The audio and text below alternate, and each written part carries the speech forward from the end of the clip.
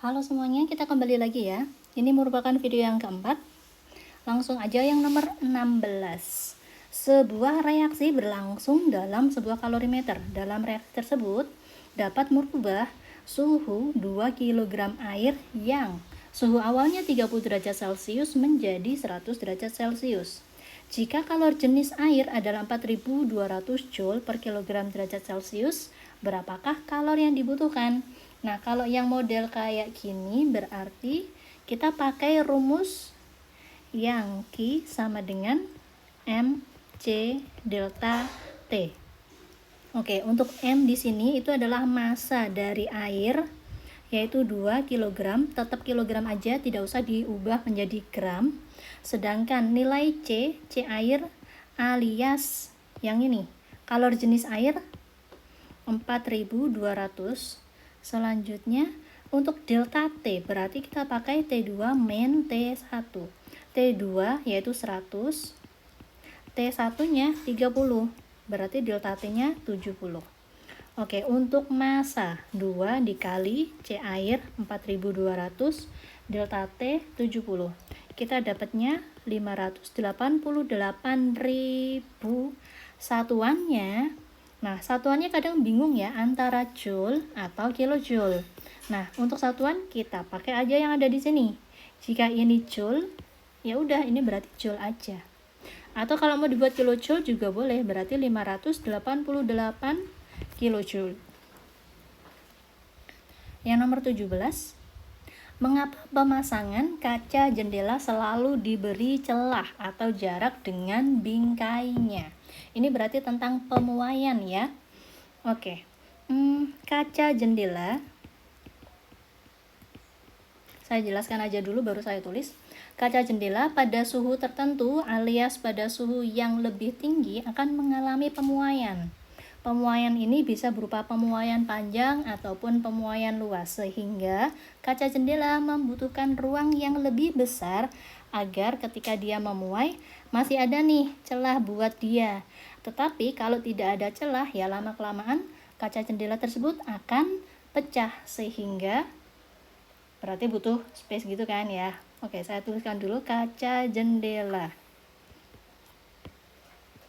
pada suhu yang lebih tinggi akan mengalami pemuaian.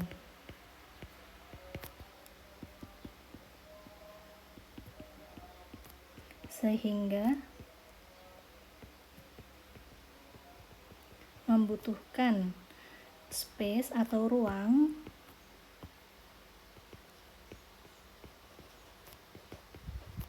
yang lebih besar. Jika tidak ada ruang untuk pemuaian tersebut, maka kaca jendela akan pecah.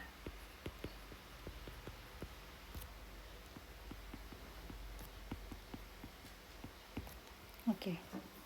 Selanjutnya, yang nomor 18. Sebutkan 5 zat yang tergolong unsur, berarti unsur diminta 5 senyawa, dan juga 5 campuran. Berarti, oke, saya sebutkan untuk yang unsur. Kita butuh 5 ya. Unsur yang ada di sekitar kita, yang paling mudah itu adalah oksigen. Ini adalah yang kita hirup sehari-hari, simbolnya O2. Bu, apakah harus selalu dituliskan simbol kimianya? Enggak harus. Enggak apa-apa. Yang penting kalian tahu mana yang unsur, senyawa, ataupun campuran. Selanjutnya emas, tapi ini harus emas yang kuning, 24 karat. Selanjutnya belerang.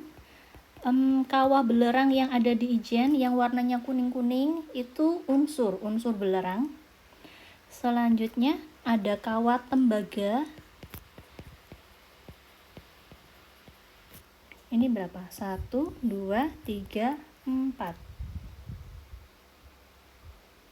Oke, kurang 1 ya.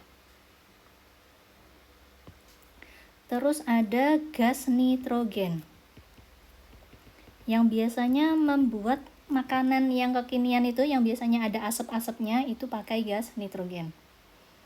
Nitrogen cair lebih tepatnya. Selanjutnya untuk yang senyawa. Dalam kehidupan sehari-hari ini lebih banyak, yaitu ada air aja ya. Kalau air garam nanti jadinya campuran. Campuran berarti air garam. Dituliskan dia campuran antara air dan juga garam. Terus untuk senyawa, berarti ada garam dapur. Lalu ada yang namanya pupuk urea, gula itu juga senyawa C6H12O6, dan juga ada karbon aktif. Biasanya ini untuk obat yang sedang diare. Ada yang karbon warnanya hitam itu kan, nah itu namanya karbon aktif. Kalau karbon aktif dia masuknya ke dalam unsur karena dia hanya ada karbon doang. Oke, berarti kurang satu ya senyawa. Selanjutnya untuk yang campuran, ada air garam.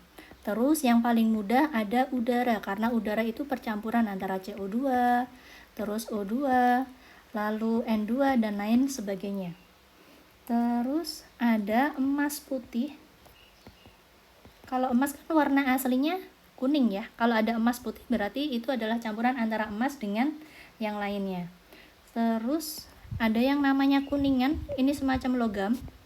Ini merupakan campuran antara tembaga dan juga seng. Selanjutnya ada semua cairan yang bisa kalian beli di apotek, contohnya pembersih kuku, pembersih kutek itu ya, alias aseton. Biasanya ada aseton 10% atau 15%. Ini adalah campuran antara aseton itu sendiri dan juga air, tapi airnya berupa Aquades.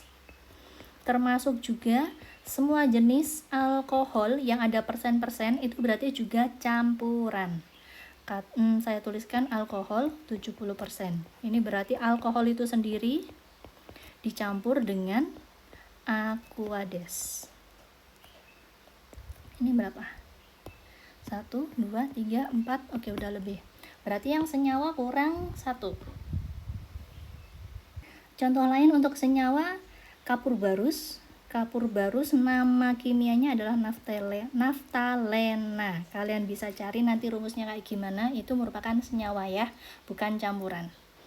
Oke, selanjutnya yang nomor 19, jelaskan mengapa proses fermentasi dari kedelai berubah menjadi tempe merupakan perubahan kimia.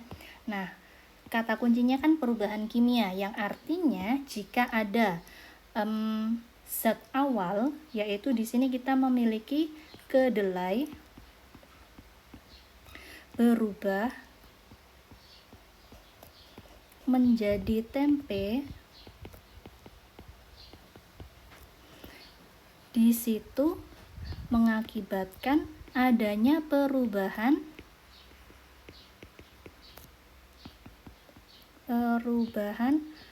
zat tersebut, alias kedelai berarti protein.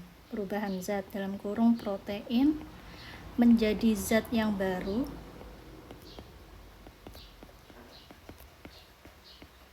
dalam kurung tempe, dan di mana zat baru ini tidak bisa berubah lagi menjadi zat awal alias kedelai. Ya kan nggak mungkin tempe bisa berubah lagi menjadi kedelainya. Nah, karena tidak bisa mengalami, karena perubahan ini tidak bisa terbalik gitu ya, alias bersifat permanen, karena perubahan yang terjadi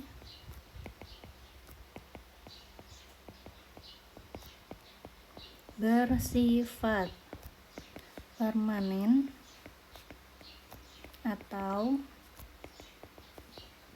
tidak bisa kembali menjadi zat awal,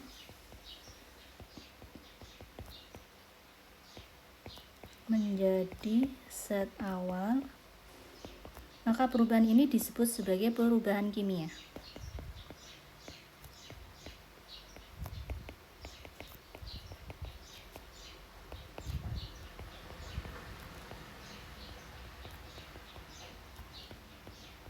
Atau mungkin kalian bisa menggunakan ciri-ciri perubahan kimia, yaitu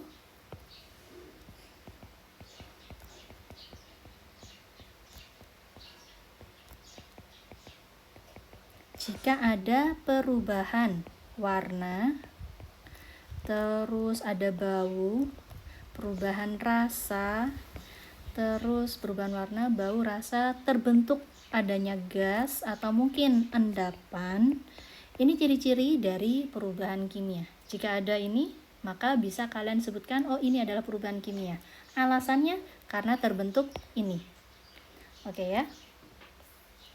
Nah, selanjutnya untuk yang nomor 20 nanti saya jadikan satu dengan soal yang sejenis ini juga ya, yang masalah percobaan.